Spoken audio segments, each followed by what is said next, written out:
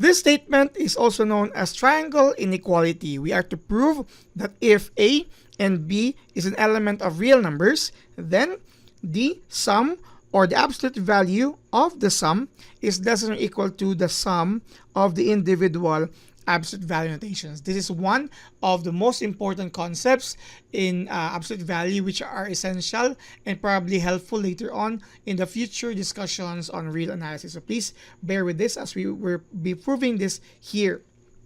So the proof of this will start by letting A and B element of real numbers so that we can invoke all algebraic properties of real numbers involved in absolute value notations. Also, in the previous video, before this one, we have proven another property that is very essential here, because if we have this form, we can have A being greater than or equal to the negative absolute value of A, but less than or equal to the absolute value of A. This is the previously discussed video or our property and in the previous video, so please take note of that, that if once A is declared to be an element of real numbers, we could have this expression. And since B is also there, B could also be written similarly. Okay, we need this idea because part of our proof for triangle inequality is to present absolute value of A and absolute value of B separately. And as we can see here, they are already present here and we are one step closer to that. What would be the next part of this proof? Now, let us add them. Talking about adding the middle terms A plus B, when we add these two middle terms, they are still greater than or equal to the sum of the left terms, okay?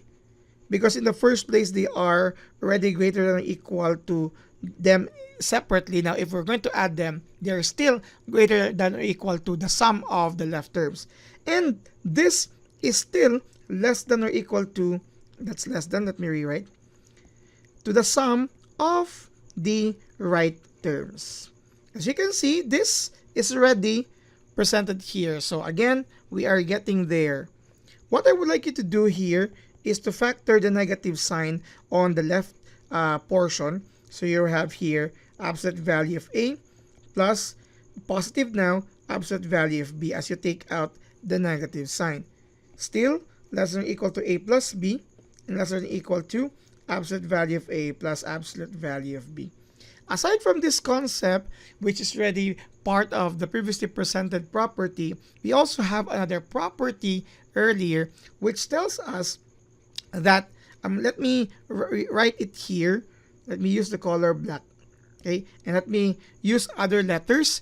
We have this property before that if a certain, let's say, y is greater than or equal to 0, then if we have this statement, absolute value of x is less than or equal to y, we can actually rewrite this in this form. X is greater than or equal to negative y, but less than or equal to y. This is actually a biconditional statement, and there is a proof of that on a previous video as well. Now, looking into this, our y will have two directions, but of different signs, right? Negative and positive. This expression inside absolute value notation is the expression here in the middle. This is only true if we could establish this being greater than or equal to 0. Now, let me connect this to our last expression in our proof. We have here these two forms which are similar but of different signs, right? Positive here, negative here, which follows this idea of y and negative y here. Then we can restructure this, because this is biconditional, into this form. We're going to restructure everything into this form here. Once we can establish that y, in this case, our y here is this value, in short, this 2 here. So this, if we could establish this being greater than or equal to 0. Obviously, it's a sum of two absolute value notations. So we can see here, since obviously absolute value of A plus absolute value of B is greater than or equal to 0, we can invoke this now. We can now take the y, which is this outside, and this would be placed inside the absolute value notation. Therefore, or we can have here absolute value of a plus b. Okay, this one, the middle, placed into absolute value notation, is less than or equal to our y, which is this. No need to worry about that because it's just minus y as well. So we will have here absolute value of a plus absolute value of b. This is actually the triangle inequality we are trying to prove.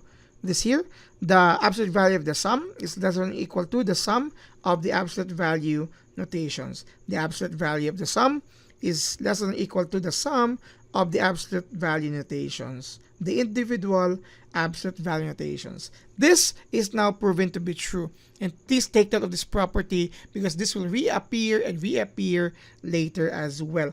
Take note that in this, we were able to use two properties of absolute value, this one here and this here as well, already proven in the previous videos as well.